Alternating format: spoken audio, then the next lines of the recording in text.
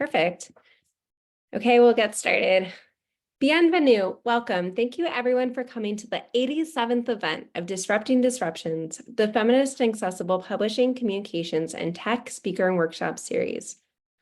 I'm Dr. Alex Ketchum, and I'm a professor of feminist and social justice studies at McGill and the organizer of this series. The Feminist and Accessible Publishing, Communications, and Tech Speaker and Workshop Series seeks to bring together scholars, creators, and people in industry working at the intersections of digital humanities, computer science, feminist studies, disability studies, communication studies, LGBTQ studies, history, and critical race theory. I'm so excited to welcome you all. We have quite a few more events coming up this semester. Our next event is on January 24th. Dr. Jaypreet Virdi will present on death, futurity. The event is virtual and at 6 p.m. ET. In addition to our CART captioning, we will have ASL interpretation for that event. On January 29th, we will have a noon hybrid event with Dr. Sasha Guccione, who will talk about AI and climate change. You can find our full schedule as well as video recordings of our past events at disruptingdisruptions.com. That's the redirect URL, disruptingdisruptions.com. The other URL is way too long to remember. You can also find our list of sponsors, including Shirk, Milieu, Verkef, and more. Tonight, we have a Q&A option available. So throughout the event, you may type your questions into the question and answer box, and there will be some time during the second part of the event for Dr. Margaret Galvan to answer them. We can't guarantee that every question will be answered, but we are grateful for the discussion that you generate. Thank you to our captioner for today, Sarah. As we welcome you into our homes and our offices through Zoom, and you welcome us into yours, let us be mindful of space and place. As many of you know, past series speakers Suzanne Kite and Jess McLean have pointed to the physical and material impacts of the digital world. The topic of the environmental cost of digital technologies will also be addressed this semester in two other upcoming events. While many of the events this semester are virtual or hybrid, everything that we do is tied to the land and the space that we are on. We must always be mindful of the lands and the servers enabling our virtual events are on. Indigenous communities are disproportionately impacted by mining practices used for the materials that are used to build our computers and digital infrastructure. Furthermore, as the series seeks to draw attention to power relations that have been invisibilized, it is important to acknowledge Canada's long colonial history and current political practices. The series is affiliated with the Institute for Gender, Sexuality, and Feminist Studies of McGill University. McGill is located in Tiohtià:ke, Montreal, on unceded Kanien'kehá:ka territory. Furthermore, the ongoing organizing efforts by Indigenous communities, water protectors, and people involved in land-back movements make clear the ever-present and ongoing colonial violence in Canada. Interwoven with this history of colonization is one of enslavement and racism. This university's namesake, James McGill, enslaved Black and Indigenous peoples. It was in part from the money he acquired through these violent acts that McGill University was founded. These histories are here with us in this space and inform the conversations that we have today. I encourage you to learn more about the lands that you are on. Nativeland.ca is a fantastic resource for beginning. Now for today's event. Dr. Margaret Galvan is Assistant Professor of Visual Rhetoric in the Department of English at the University of Florida. In her research, she examines how visual culture operates with the print media of feminist and queer social movements of the 1970s through 1990s, recovering artists and their networks. Tonight, we will be discussing her new and fabulous book. I've got a copy so you can see it. We've color coordinated tonight. Her new and fabulous book, Invisible Archives, Queer and Feminist Visual Culture in the 1980s. Margaret Galvan has also created this wonderful zine that accompanies the book. So please join me in welcoming Dr. Margaret Galvan. I'm so excited for her talk tonight. So thank you. Hey, everyone. So let me share my screen, of course. Here we go. Go into slideshow. Okay. So you can see my slides, right, Alex? Okay, cool. So what I'm going to do tonight is I'm going to read about 3 pages from the introduction, and then I'm going to read 2 sections from the first chapter, highlighting some of the sort of lesser known artists. My book sort of talks about sort of a range of artists, highlighting some of the lesser known artists whose actually some of their artwork is part of the cover art for this book. The lips, which you'll get to see sort of the image they come from later. So I'll start.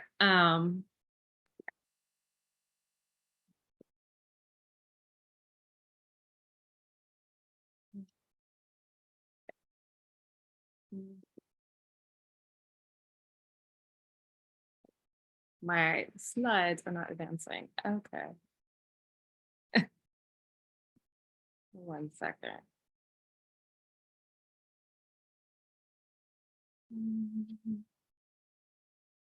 Oh, I see.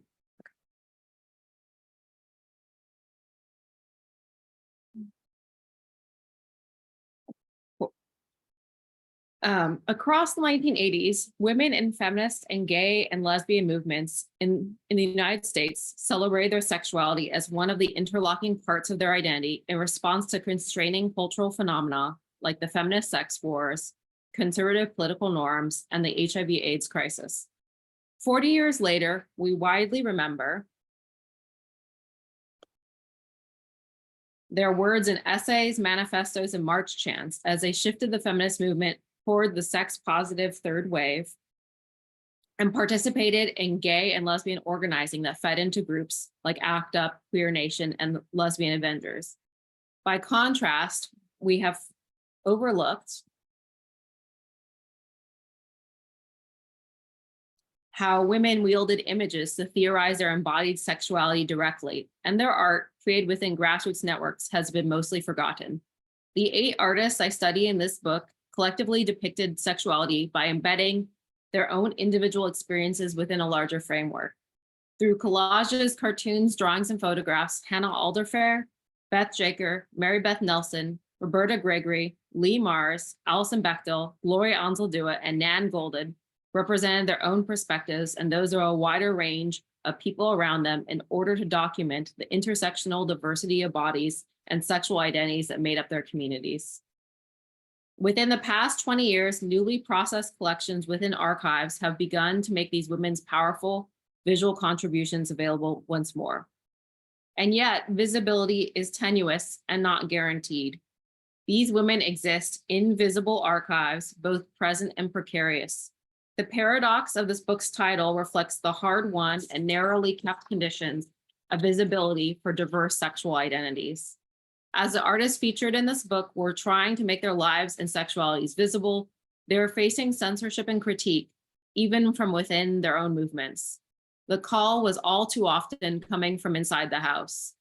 Further, we are at a historic moment now where a number of the social advances discussed in this book are on the verge of collapse, underlining just how much women's sexuality and LGBTQ identity remain both dangerous and revolutionary. These women and countless others are preserved in visible archives, but their memory and legacy are not guaranteed. It is my hope that recovering the grassroots tactics for how these artists made their communities visible and advocated for their rights amidst unprecedented adversity may inspire future activists. By building worlds around their individual experiences, the artists analyzed in this book insisted that their experiences be seen and valued as universal. Their art functions as collective autobiography and how they drew themselves within a larger community and then welcomed others to imagine themselves within that world. By foregrounding the importance of community in their visual representations, their approaches encourage women and LGBTQ viewers who encountered their work to reflect on their own experiences of sexuality and feel like they're part of something larger than themselves. The artists deployed these visual tactics not only to bring people together in community, but also to recognize how their own individual work grew out of, reflected, and was supported by a collective of individuals. The career trajectory of each of the artists in this book shows how they anticipated later developments in feminist as well as gay and lesbian thinking and artwork. This forward-looking artwork sometimes set them at odds with their contemporaries, but the community they invoked supported their values in future years. Though repudiated in their time during the feminist sex wars, the precepts of the sex-positive feminists were woven into the fabric of the third wave in the 1990s, and the visual style of the artists behind the censored diary from the Barnard Sex Conference, Hannah Alderfair, Beth Jaker, and Mary Beth Nelson, prefigured the DIY style behind zines that would become so popular during the Riot Girl movement in the 1990s.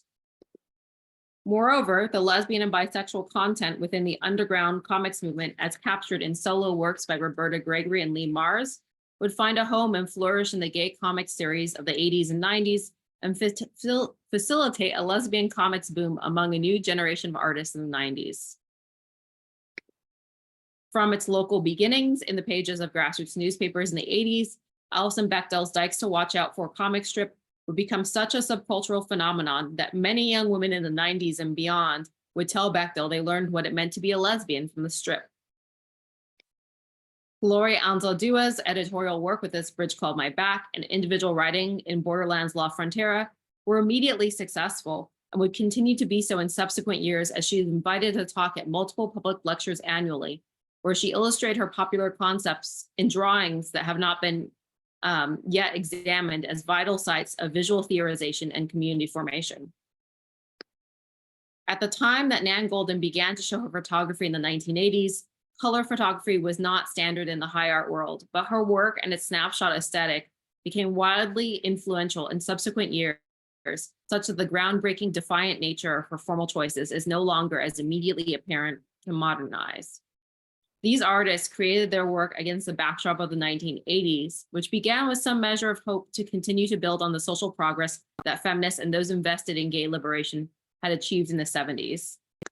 As the Village People, my favorite wise sages, put it in Ready for the 80s, a party anthem send up in anticipation of the new decade. In the 80s, we will travel far. We will realize just who we are. We can move as one.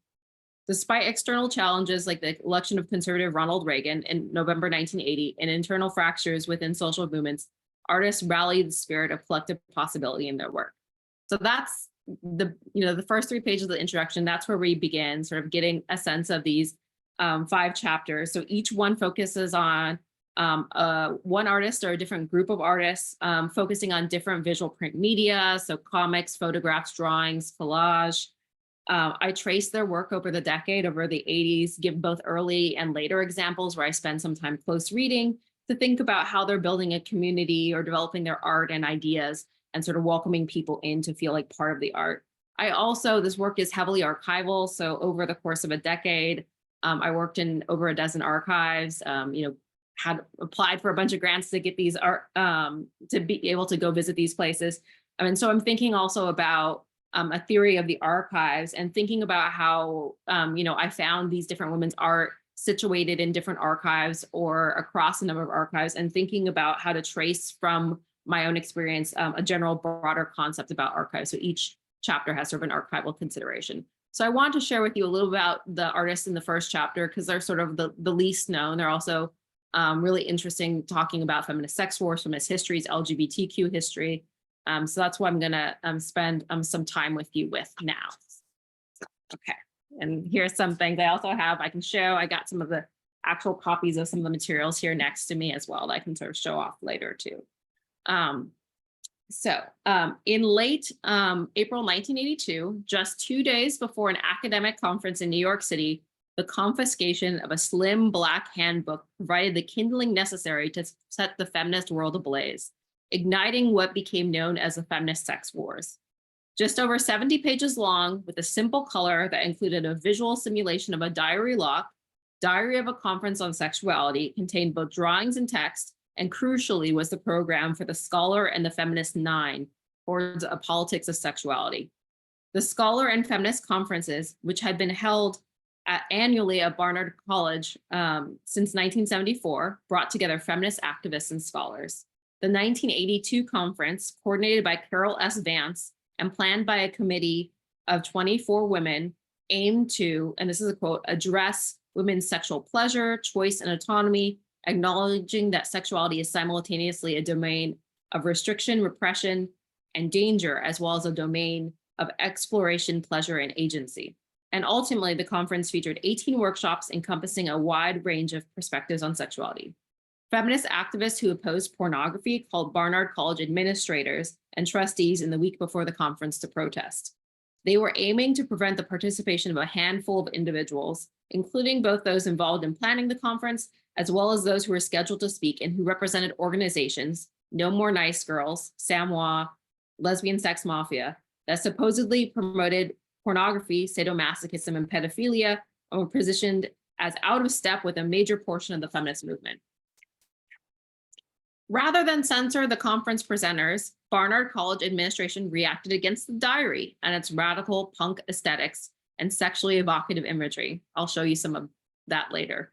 Barnard President Ellen V. Futter worried that, quote, the appearance of Barnard's name in the publication implied endorsement of particular points of view inappropriate for a college. The confiscation of the diary, which not only served as a program for the conference, but also included documentation of the conference planning, did not prevent the event from proceeding. However, in the absence of the diary, anti-porn feminists warped perceptions of the conference as they stood outside of Barnard's gates on the day of the proceedings, handing out leaflets composed by Women Against Pornography and endorsed by Women Against Violence Against Women and New York radical feminists, listing the women and organizations they were denouncing under a large handwritten banner that proclaimed, "We protest." In a retrospective account, Vance called this handout, quote, a masterpiece of misinformation as the politics of feminist groups were misrepresented and women were accused of promoting pornography. While the conference continued as planned, with the controversial speakers still presenting their papers, these personal attacks on Brett Harvey, Ellen Willis, Gail Rubin, Dorothy Allison, and Patrick Califia caused lasting pain and damage. The diary finally became available after the conference, but it was unable to make the same impact that the papers from the conference did, and its important visual activism has gone largely unremarked on in the years since. It was only months after the conference the 750 plus conference participants received an edited version of the diary, which redacted the Barnard logo and other related content that would affiliate Barnard with the Scholar and the Feminist 9 conference and the diary. 2 years after the event, conference coordinator Carol S. Vance edited Pleasure and Danger, a collection that gathered together talks from the conference. Many of the texts from this anthology continue to circulate. Some, like Gail Rubin's Thinking Sex, Notes for Radical Theory on the Politics of Sexuality, have become cultural touchstones. Rubin's essay opened the field-defining anthology, The Lesbian and Gay Studies Reader, in 1993, and is considered foundational to queer theory, which had started to coalesce as a field around the same time following Teresa de Loreda's coining of the term in her 1991 essay, Queer Theory, Lesbian and Gay Sexualities. By contrast, the original diary remains rare. Though it went through a second printing in February 1983, it was never released in a larger print run or by a more major publisher, so it is largely accessible only in archives. Many scholars have retrospectively referenced the feminist conflicts around the Scholar and the Feminist 9 towards the politics of sexuality, colloquially remembered as the Barnard Sex Conference, as a pivotal flashpoint in the feminist sex wars, where feminists broadly clashed over issues related to sexuality, including pornography and sadomasochism. Comparatively little attention is given to the graphic artists Hannah Alderfer, Beth Jaker, and Mary Beth Nelson, who came together to design the diary and how they continue their visual activism throughout the decade. Their graphic works within the diary were central to the debate around sexual expression that occurred in the 80s. Consequently, this event also demonstrates the key role that visual imagery played in the development of the feminist discourse during this time, as the confiscation of the diary heightened the conflict between opposing groups of feminists. But the genealogy of the visual document and its role in theorizing women's sexuality has not been thoroughly explored. Alderfer, Jaker, and Nelson further developed their visual activism across the 1980s sort of as a whole. So even before the diary, they were invested in examining women's sexuality together. As undergrads, they studied at the School of Visual Arts in New York City, and after graduating in the late 70s, formed the collaborative artist collective Group Material with other classmates and a small co-ed network of other young artists.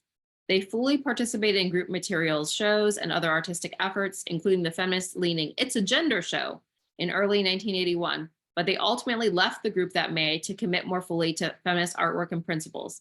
As Alderfer opined in her departure letter, quote, briefly stated, sexual politics, issues of sexual difference and preference, and feminism are met within this group with disinterest and hostility, which seems irresolvable with continued participation and struggle.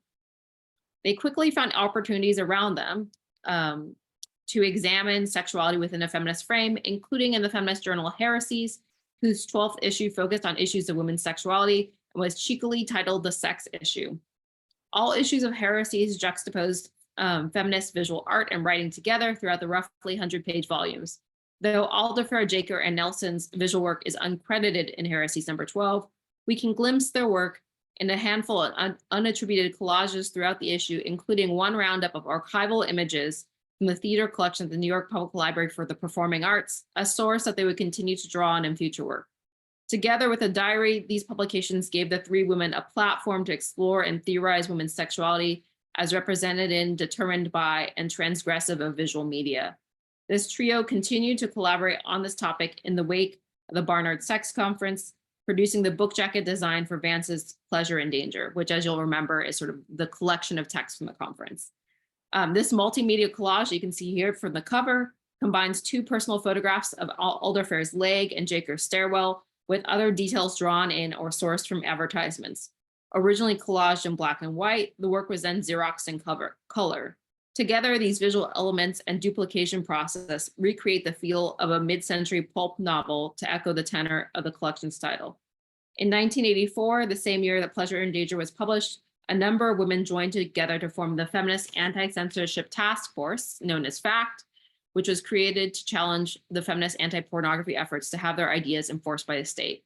In the years since the Barnard Sex Conference, feminists like Andrea Dworkin and Catherine McKinnon, together with the support of conservative politicians, have been working to institute anti-pornography ordinances across the country. In response, FACT took legal action, drafting and filing a legal brief that was co-signed by the Women's Legal Defense Fund and 80 individual feminists. FACT took artistic action as well by creating Caught Looking, Feminism, Pornography, and Censorship in 1986, a multimedia text that Alderfer, Jaker, and Nelson visually designed over the course of 18 months. FACT compiled Caught Looking to bring together feminist writings on the issues of pornography and pleasure, censorship and the impulse to control, sexual politics and sexuality in women's daily lives, framed by Alderfer, Jaker, and Nelson's visual design. This trio of artists responded to the ongoing efforts to restrict sexual expression among anti-porn feminists and conservatives by creating a densely visual book that was both more erotic and more political. While Heresies number 12 and the diary were visually suggestive, Caught Looking directly incorporated and recontextualized pornography from across history. The use of archival materials was critical to the visual and political interventions of these vital feminist works. Both the diary and Caught Looking are indebted to personal archives and the proclivities of collectors for their images. For example, both publications made use of the Lesbian History Archives, lesbian feminist grassroots archives inspired by conversations among members of the Gay Academic Union that launched in 1974 when Joan Nessel and Deb Edel decided to house the collection in their own apartment, where it grew exponentially until they found an independent location in the early 90s. To the present day, the Lesbian History Archives remains an important source on which many artists draw. For the diary, Alderfer, Jaker, and Nelson also made use of the New York Public Library Picture Collection and the Schomburg Center for Research in Black Culture, Photographs, and Print Division.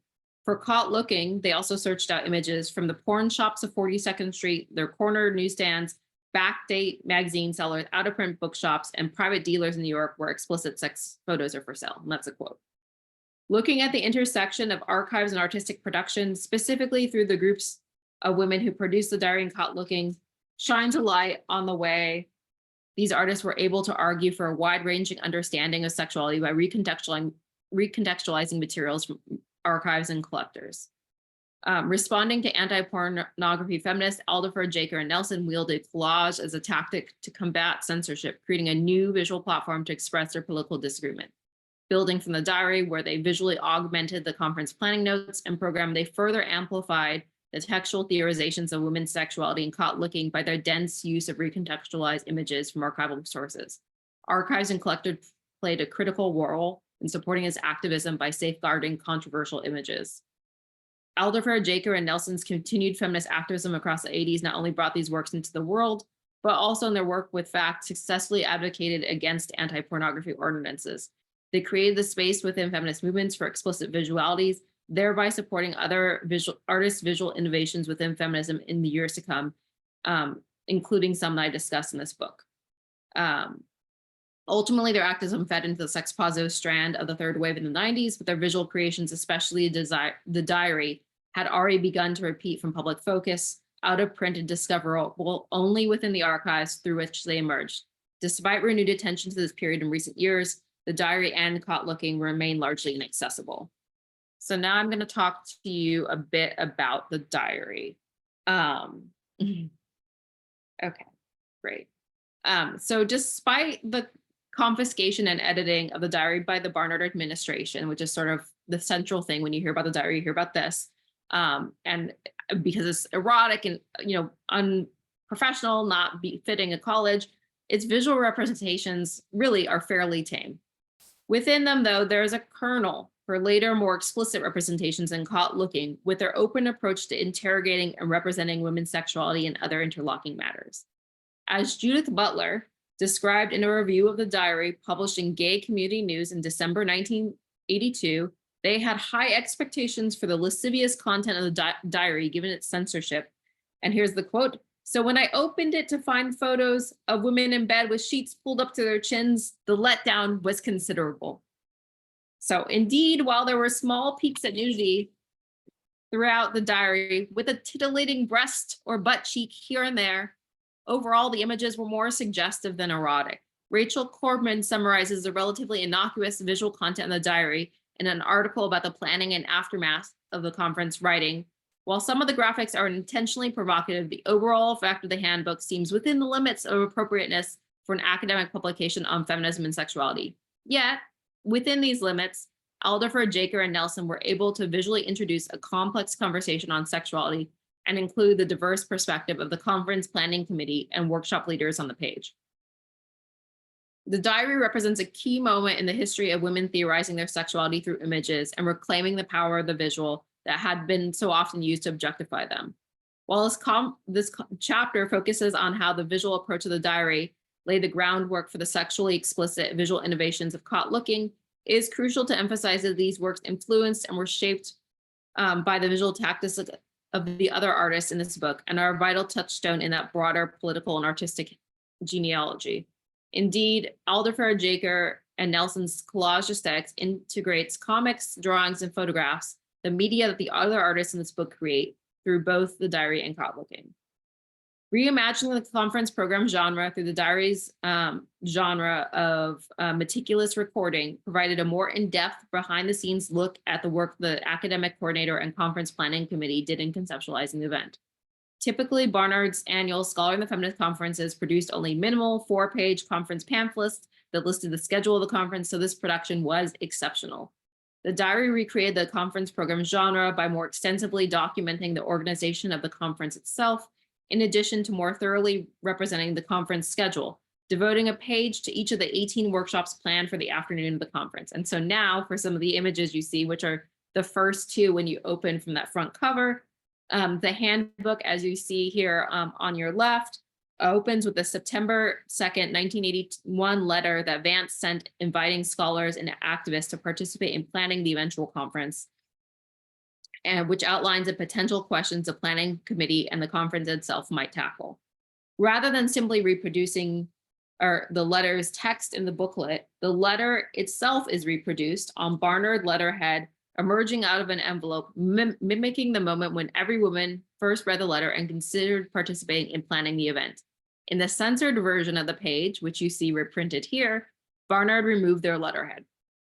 Turning the page, the publication information and table of contents follow, and it is here that Alderfer, Jaker, and Nelson announced their collaborative artistic authorship by each leaving a signed lipstick print on the publication information page alongside a joint message to the readers. For your pleasure, your thoughts, consider sexual choices, erotic possibilities now and for the future with love. They prompt readers to embrace pleasure and amplify that message by sealing their message with a printed kiss, much as one might sign a letter to a lover. Together, these lips and Vance's letter frame the rest of the diary, encouraging participants to seriously weigh the matter of women's sexuality without foregoing their embodied responses to erotic stimuli. Alderfer, Jaker, and Nelson's handiwork is visible in the following pages as they reconceive the 9 sets of minutes from planning meetings as collage diary pages. These entries make evident their group discussion with many of the interspersed remarks of the conference planning committee members reflecting on how they learned to speak together about difficult and complex topics through these sessions. By making the planning process transparent through the letter and diary entries, all participants are made to feel like they can join the conversation. Following the entries in the first half of the diary, the latter half is mostly devoted to the descriptions of the conference workshops. Also included throughout the diary were the personal statements from every member of the planning committee, a detailed history of the Barnard Women's Center that was ultimately censored, blank pages for notes, an address book page where attendees could collect information of fellow conference participants, and a concept paper where the planning committee articulated a politics of sexuality formed through their planning meetings. The diary entries set the aesthetic tone for the handbook. Their collage format facilitated openness in readers' interpretation and encouraged them to think capaciously about sexuality. Here is where we find the fairly innocuous images of women in bed that Butler gestured to in their review, which first appear with the September 22nd, those are the ones you see here, and continue with the October 6th entries. In these early meetings, the women are still discussing sexuality broadly, responding to Vance's engagement with the topic and tracing out their own. In both of these entries, we see photographs of women alone and in small groups, peeking their faces out from under the bed covers in the bottom outer corners of each page. To add another layer of visual complexity, these images are presented as if there were hidden content under each page, as above each image, we see an illustration of a rolled up corner. This design suggests that each meeting allows the participants to fold back the corners and see these women and their sexual experiences, just as the women themselves are peeling back the covers to reveal themselves to the photographer. As the first entry of the diary on September 16th only showed a hand beginning to write on a blank page, these images set the tone for the representation of women throughout the handbook. The entries that follow don't always show women in bed, but the next one that does, November 10th, illustrates how the conference committee had broadened their conversation to consider the multivalent ways in which women engage sexuality in their lives. This entry includes a photo collage comic. So this is sort of flipped from those pages. So you can see the comic up close, and it's these 6 panels as the whole comic. This entry includes the photo collage comic. It unfolds in 2 panels apiece across the top of 3 pages. During that meeting, the women discussed how Black and white feminists engage sexuality differently, and the comic also follows that theme and represents their shared conversation. It depicts a Black and white woman, both hidden under a bed, who encounter each other and work through their internal biases in order to emerge out from under the bed and talk together about sexuality. The women in bed are inked in a cartoon style, while photographs in the space above the bed illustrate the mental images that each woman works through in order to engage the other. The photographs depict how race has separated the women, while the internal dialogue of each woman emphasizes how sexuality has kept them from being in solidarity with each other. The photographs transition from the historical to the contemporary, emphasizing how the legacy of enslavement of Black people in America shapes their encounter. The first photograph shows the white children of a slaveholding family who are accompanied by their enslaved caretakers. This image is contrasted with the white and Black women tentatively peeking their heads out from under the bed and sighting the other woman. The second panel contrasts images of Black and white suffragettes, including an iconic image of Sojourner Truth, while the third panel features a photo from the 1968 sanitation workers' strike in Memphis, where Martin Luther King Jr. was assassinated. In these panels, each woman wonders to herself how the other woman is perceiving her on the basis of racial sexual stereotypes, starting with a civil rights image photograph, which is split in half. The women grow bolder and begin to emerge out from under the bed as the photographs continue to tilt and recede, such that they're almost imperceptible in the 5th panel and non-existent in the 6th. Across these panels, the women start to directly speak with each other, acknowledging that they want to talk about sex. In the 6th and final panel, as the 2 women sit on the edge of the bed and ask "ready" in unison, a surprising number of other Black and white women spring out from under the same bed. Just as the meeting described in the entry was a starting point to having a discussion about sexuality and race, so too does this "ready" signify the start of a conversation that would continue at the conference itself. Alderfer, Jaker, and Nelson shaped the visual language of the diary not only by sourcing their images from a wide variety of archives, including the Lesbian History Archives, the New York Public Library's picture collection, and the Schomburg Center for Research in Black Culture, Photographs, and Print Division, but also by calling on the workshop facilitators to contribute images to introduce their workshops. As the table of contents entry for the workshop states, each workshop leader was asked to provide a description of her workshop a postcard illustration with a brief description, and a bibliographic suggestions for future reading on the topic. So yeah. Due to the fact that the topics of the workshops varied widely, so did the visuals. The shared postcard format for the workshops links them together and addresses potential attendees as friends receiving personal messages that encapsulate the workshop topic in more accessible language. Just like the letter at the outset, the postcards position each section as a friendly exchange awaiting a response. Both the postcards and the personal messages from the members of the planning committee situate each woman's connection to the conference and encourage the attendees to do the same. The address book that Alderfer, Jaker, and Nelson included on the back inside cover would have, if the diary had been distributed at the conference, further facilitated these personal links by giving attendees a space where they could record the names, addresses, and telephone numbers of new connections so they could continue to be in dialogue following the event. These gestures highlight and seek to broaden the community represented with this handbook. Even the visuals that Dorothy Allison, and these are the pages I'm showing you here, and Gail Rubin, two of the women that the anti-pornography feminists protested, even their postcards were suggestive, but not explicit.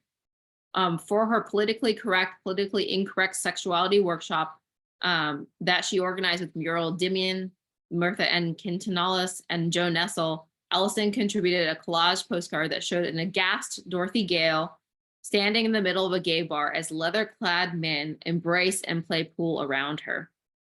A couple of the men look back at her with wondering glances. Her presence in the space slyly nods to the fact that gay men are euphemistically known as friends of Dorothy. The pre-printed message on the flip side of this cheeky postcard reads, "Toto, I don't think we're in Kansas anymore." Reinterpreting one of her famous lines from Wizard of Oz for this new context. With a flourish of cursive script, Allison signs her name, Dorothy, signaling her solidarity with the subculture of gay men as well. Rubin's postcard for her concepts for a radical politics of sex workshop also depicts an image of leather-clad gay men. Here, in a cartoon image from the famed Tom of Finland, whose drawings have been popular among gay men since the 1950s, a naked man lying suggestively on a tiled floor looks out at the viewer as he's lovingly trampled by and delights in a series of leather boots belonging to at least 4 other individuals that surround him. And I had the pleasure of having Gail Rubin read this chapter.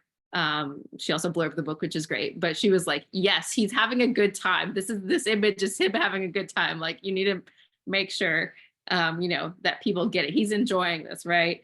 And on the flip side of this postcard, Rubin typed up a quotation from Michel Foucault's The History of Sexuality from 1978 and printed a stamp that features the phrase thought crimes, which was coined by George Orwell in his dystopic novel 1984, that depicts a society so oppressed by the ruling class that individuals are surveilled and punished for even an incorrect thought.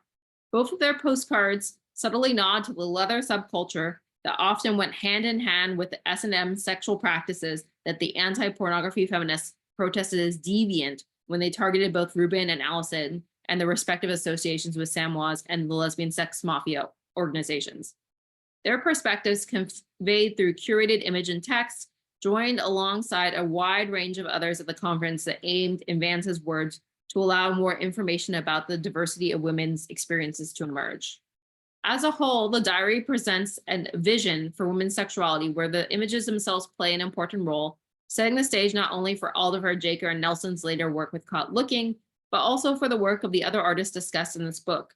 Especially through their repurposing of photographs, Alderfer, Jaker, and Nelson underline how women and their sexuality have been represented and emphasize the need for a different approach, which subsequent artists provide. In their more explicit work in Caught Looking, Alderfer, Jaker, and Nelson show how to reclaim and understand these images as empowering, outlining a visual theorization of women's sexuality that embraced rather than censored erotic representations of women's bodies. So that's what I have for you in terms of reading you some sections from the book. I'm excited to talk with you all about this. I chose something that perhaps would be juicy. And I also have, I have the diary with me. I was able to make contact with the artists through a really circuitous route. And they generously sent me some copies of the diary. I had seen some in the archives, but didn't have my own copies, of course, because you can't really buy them. And then some other copies of some of their other works as well. So I have some things close at hand. I will stop my share so we can talk. Awesome. Thank you so much for a fantastic presentation. For folks who are in attendance, I really encourage you to write questions in the Q&A box below. And like I mentioned, we'll read them aloud so that Dr. Galvan can answer them. While we're waiting for you to write questions, and please write questions, it's a great opportunity to hear more about this fantastic book and overall project. I'll start us off with one, which was one of the things I love about your book is that there's so many images. It's so rich in visual culture. It's seriously, check it out. It's great to flip through and see all of these different examples of art. And I'm wondering if you can speak a little bit more about how you made the choices of what images to include. Were there other things that you might have wanted to include in the book, but for maybe copyright reasons or like other reasons you couldn't include? I just love to hear more about kind of your system for choosing what images you put in the book. So I was working with Minnesota was fantastic. If you get the book, it's like super great quality. It's beautiful. I'm so pleased. And they offered me, when we were talking about the project, they offered 75 images, which is really, really generous. And I've realized how generous that is, and sometimes talking with other presses about other future projects. So I think one of the things, a tip for folks who are doing really visual work is to ask the press that you're interested in upfront what their budget is for images, how that works. Do they have a budget? Is the cost all on you? Like for me, I had to source the permissions and pay for the permissions myself. A lot of the women ended up being very generous and let me have the images without paying an additional cost. Although if I was having an archives make the scan, then I had to pay the archives for the scan.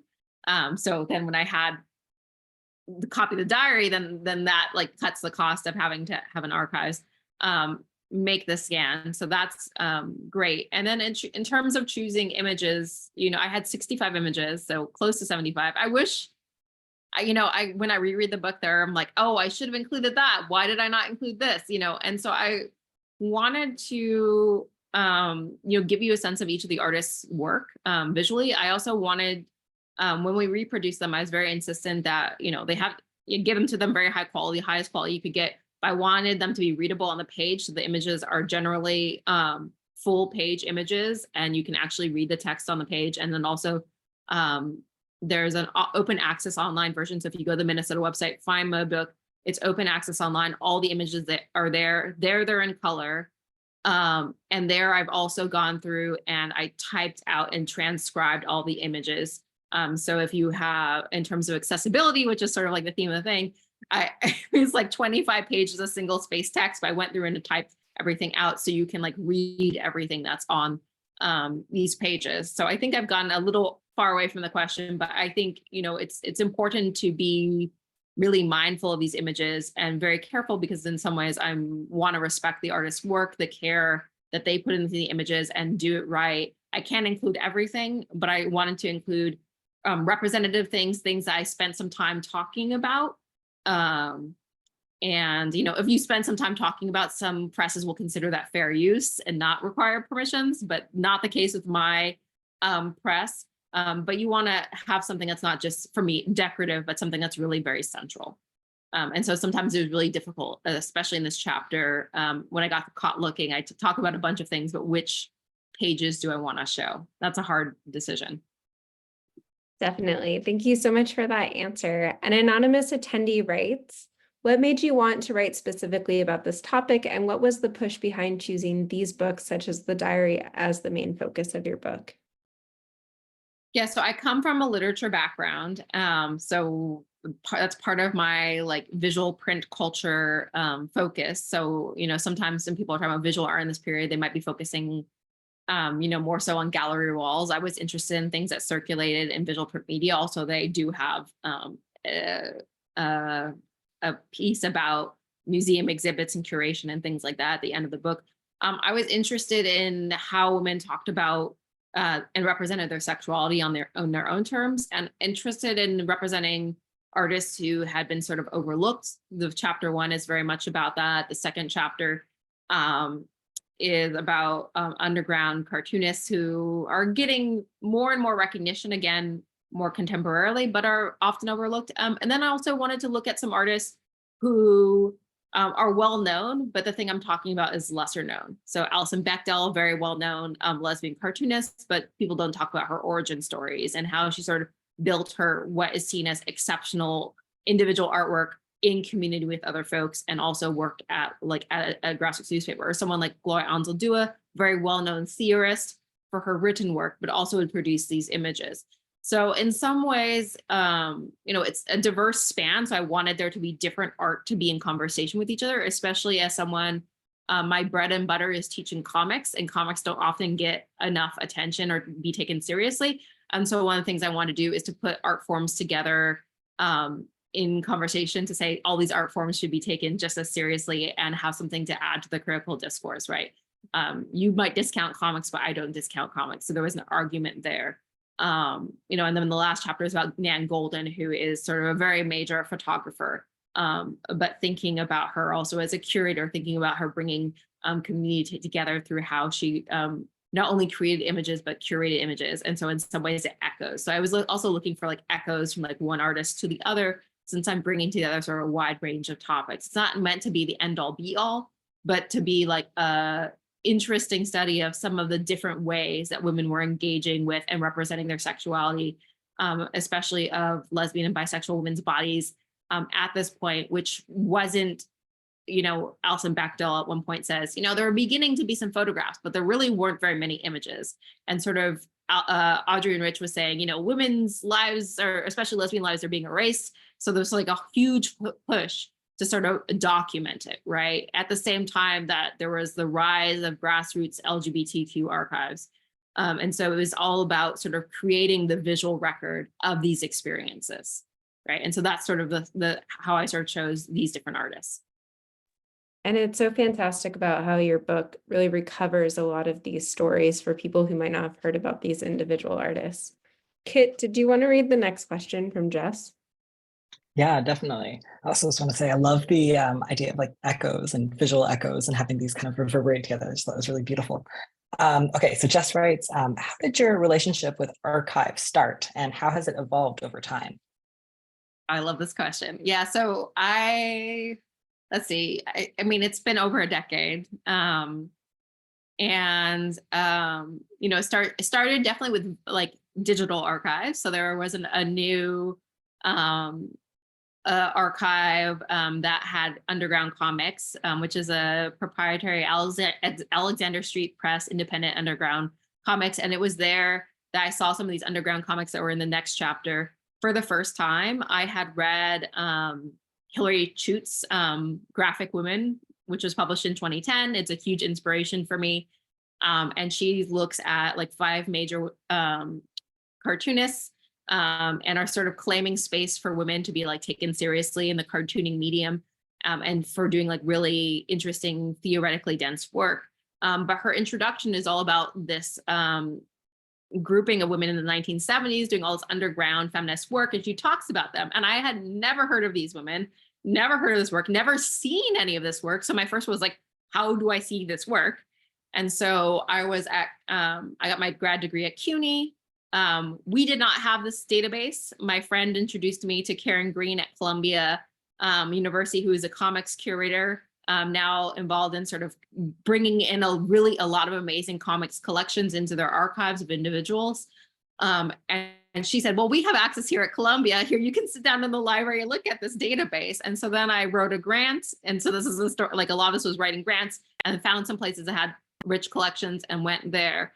At first, I didn't know, since I'm from a literature background, we don't really receive training in archival research. I did take a film class where I did some archival research into Katharine Hepburn's, the movie stars collections in both New York and Los Angeles, and thought about how she was sort of visually represent, or like savvy about how she was positioning her career and growing her career. And so that was influential, but I didn't have much training. So a lot of it was, figuring out DIY, especially because I was taking so many photographs. right? I would spend days like just standing for hours on end, which is terrible, taking thousands of photographs a day. And so like figuring out like how to like take notes. So I'm probably getting a little more practical, from a theoretical perspective, just like once I started to think about all these different places I was being with, I was trying to think about like, well, what are the lessons I'm learning from, sometimes I was seeing things in one place, a unique thing, but sometimes I was seeing things in multiple places. And so I was trying to figure out what these different stories were, and not only see the archives as somewhere where I did and went and did research, but somewhere where I was thinking about the archives and the space itself as something I was theorizing or thinking alongside. And so people like Ed Svetkovich is really important. People like Kate Eichhorn's work, the archival turn in feminism is important. People like Maria Cotera's amazing work. Every time I see her speak, I'm just blown away. Who's done the Chicana por mi Raza digital archive. I talk a lot about that in the chapter with Ansel Dua. So those scholars were really important. Also having conversations with a bunch of archivists as well were influential to me. So it grew as I was going and then thinking and then reading more about these things. Thank you. The next question kind of plays off of that question. S writes, there's a complex discourse about how certain topics are classified in archival classification systems. With your focus on how archives have failed in ways to uphold legacies of political artists, were there any challenges you had finding certain materials or images, or with how certain information was classified? I love these questions. These are great questions. Yes. Especially when, I would write grants to go to, a physical archive. There, the main thing is, not just searching for what you know, but being in conversation with people, because sometimes they can bring out something you don't know about, something that's unprocessed, something you can't see. So those are really key. But also during this time period, and it's really exploded today, especially since the pandemic. So much grassroots LGBTQ materials being digitized, but it's being digitized like super unevenly. Some of the stuff is OCR'd, so you can search the text, but the images by and large are not searchable. So you sort of have to know they're there. Or in one egregious example, I saw that like ProQuest had digitized gay community news. I was super excited because that was where an artist, a cartoonist I was interested in for a different article, different project, Jennifer Camper started cartooning, but the ProQuest digitization of that newspaper was just the text, just the stories. So if you looked and you searched Jennifer, didn't exist, didn't contribute anything. They didn't digitize a staff box or anything. Her cartoons were just totally off the map. So I'm like, how we digitize things, how we deal with images is really important. With this chapter that I was talking to you about in the when I went and looked at the stuff at Barnard, at first I wasn't sure if I was going to be able to see the records at Barnard. They told me when I first emailed them, they're like, there are still really hurt feelings. It was a very tense moment. We need to check with everyone before we're sure if you can look at these images or if you can write on, what we hold of the conference. I was really lucky that eventually I could go see the stuff. I could see how they're trying to edit these things to meet the unfair restriction of censoring it that the president placed on it, how it sort of ultimately was unsupportable, and I sort of had to just sort of remove Barnard from the conversation, from the visual conversation, in order to, they were worried about losing their biggest funder, was their main thing. They were worried about losing their funding source that had funded and made it possible the conferences. So those are some of the things that I always come up against when I was struggling. I'm dealing with mainly contemporary materials, so less of an issue with certain terms being used I wasn't familiar with, or having to sort of develop my chops in those ways. But the visual presents certain struggles when you're dealing with it. Luckily, in most places, I could take pictures, because how do you transcribe an image, right? If I can't take a photograph, how do I remember months, years later when I'm writing about it, what it looks like? So luckily, at this point, most places will let you take research images, not to publish, but for you to be able to refer back to. And so that's great, because otherwise this book would not be possible in the way that it is. Thank you. Yeah, and I think also you're bringing up a lot of kind of questions we've touched on in the speaker series too, around like metadata and how to and findability and searchability. So I'm going to plug also for folks who are interested in these conversations to check out the video recordings of some of our other past events on Queer Archives as well. Kit, did you want to read the next question? Sure. All right. So this one writes, what would you say your biggest struggle or encounter was when writing this book? Did that impact the way in which you envisioned writing this book, or were you able to adapt and make it work? I mean, this book took me a decade. So, so many struggles along the way, including when we got to the pandemic and I was like, does this work even matter? Like, I feel like, has the moment passed? In some ways, you know, you have to fall, something takes as long, you fall in and out of love with it. I will say in the production end, permissions took longer, not for everyone, but for some folks, and pushed my book back a season, which was unfortunate. And I did not like that for myself. That was not something that I was happy with, but it happened the way it did. And luckily I got permissions for everything. So every image I wanted to include, I could include. But yeah, I mean, there were moments where I was like, I don't know how to write this book. You know, it's my dissertation, but you need to make it different from the dissertation. So there was lots of intense struggle, lots of really feeling not sure. What did help is, you know, there were 2 chapters in which I published article versions, which are different, but they really helped me sort of figure out what I want to do with the book and how I want it to be different than the dissertation. So I have an early chapter of Alison Bechdel's that was in an American literature issue called Queer About Comics.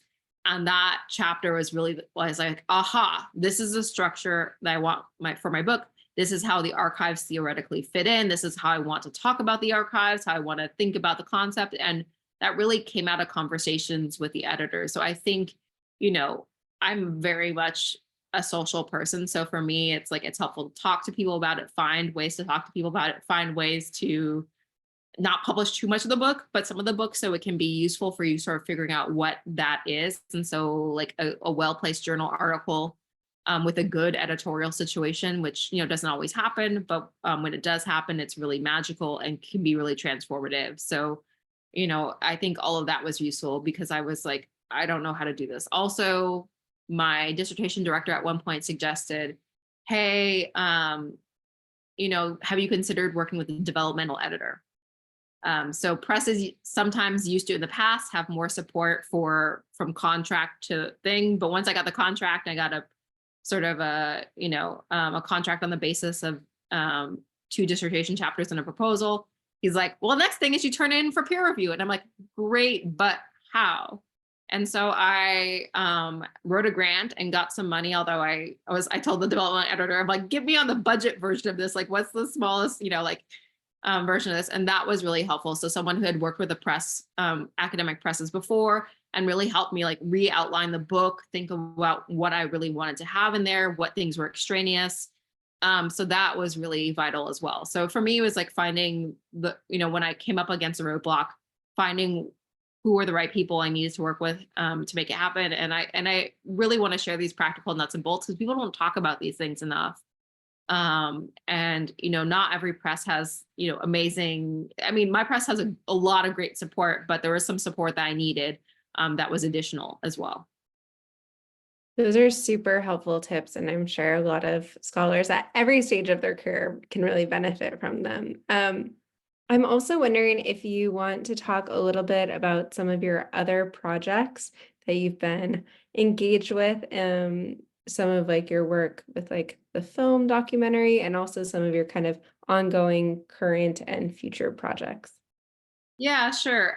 Also, I just want to, just as a PS, that last answer I gave, I want to say that I was very extensive in writing a very long and detailed acknowledgements where I sort of try to lay out and make all of the stuff very transparent. So I talk about the developmental editor there.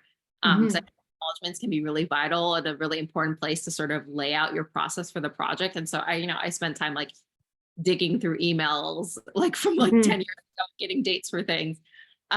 So for future work, one of the things that came out of this project through the archival work, where I was looking through, like as the names of people that I knew, I started to see, like, especially when I'm looking through grassroots newspapers, like lots more artists on the page. And so, I was looking at Alison Bechdel, but then there's other cartoonists there. And so my next project is an LGBTQ sort of history of cartoonists, LGBTQ cartoonists in the 80s and 90s. This is a period in which there's a long-running series called Gay Comics, which publishes 25 issues from 1980 to 1998. It's also a moment in which, the community comes together in different ways around the HIV/AIDS crisis. So those are those two overlapping things. But beyond, what we know of like the visual activism of HIV/AIDS, but also beyond the Gay Comics series, there's all of these cartoonists publishing in the grassroots press, publishing with organizations for HIV/AIDS support, publishing like little comics as like health PSAs. There are cartoonists who start self-publishing in zines, which become very popular in the early 90s among the Riot Grrrl movement. So one of the things I'm interested in, and I'm still figuring out how to write this one, is not being encyclopedic and not saying, here are all the cartoonists, right? There's no way I can do that. It would be a life's work and I still wouldn't be able to do it. But like, here's how they published in this time and here's the forms they use. And here, let me give you some of them. And also I want to be really attentive to highlighting, it'd be very easy to write this from a very like cis, gay, and lesbian perspective. But I want to include more information on trans cartoonists. Where are they publishing when they're not really well represented in sort of the umbrella publications? What about cartoonists of color, right? Where are they publishing? You see a lot of them doing HIV/AIDS activism that we need to talk about. What about cartoonists with disabilities? There's like a long-running Lesbians on the Land outside of Tucson, and there's some really great disabled artists that come out there, or different publications, right? So sort of thinking about also how can we be as intersectional as possible as we recover this history? Because the Gay Comics series is sort of like the way in for a lot of people, but there are ways in which it is limited in how many artists it can include, who it can reach. People who feel connected enough to publish in it. So that's the next book project. It's probably going to take me a while to do the research and to, I don't know when I'm, at some point I'm just going to say I'm done and I'm going to discover more things that I haven't included. But the idea behind it is also just to encourage people to think differently about where to find these artists and where they're publishing and sort of the political nature of comics. That's so exciting. When you were talking, I was like, oh yeah, I was just thinking of some of the amazing cartoons and comics in the AGQ, the Archives du Québec, like from the Francophone, like in representing health and HIV and visual AIDS archive. So that'll be a really exciting project. I'm just going to give a pause in case anyone else has any further questions. And maybe during this pause, you can talk a little bit about the zine that you made that goes along with the book. Yeah, so I made this zine. I don't have a digital version yet. It's very much a handmade project. So if you ever see me on the street somewhere, you'd be like, hey, I saw you talk about this book. Give me a zine, and I'll give you a zine. I don't have them on me all the time, but I often have my students make zines, and in order to understand the things that we're studying, we engage in making them as well. And so I wanted to make a little quote book with some quotations from the artists. And so I put it together in a simple 8-fold mini zine. I used a really large sheet of paper. I was teaching a class last semester on intersectionality. Yeah, it's 8 pages. You can unfold it and put it back together. I was also like, copying it at the copy shop my students were using. But just, practice what I preach and thinking about how to sort of imagine these things in different ways. Definitely very inspired by you, Alex, all your amazing zines I see everywhere. Whenever I go to a feminist bookstore, I always see your zine on the shelf, and thinking about how to sort of think about these things in different forms. Awesome. Well, thank you so much. And thank you for the compliment. Always love a good compliment. But yeah, no one else is in any other comments or questions, but we want to thank you all so much for your participation tonight. Thank you, Margaret, so much for your wonderful presentation and for being so generous with your answers and for really showing and revealing the hidden curriculum of publishing and image use and all of that. Thank you to our captioner for tonight, Sarah. Thank you, Kit, for helping with the tech. And I will encourage you all to come to some of our forthcoming events. We will have more stuff on queer archives and queer oral history, as well as please watch our recordings of our past events on these related topics, as well as our other events, like our AI stuff is great too. So thanks everyone and have a great evening. Thank you. Thank you so much.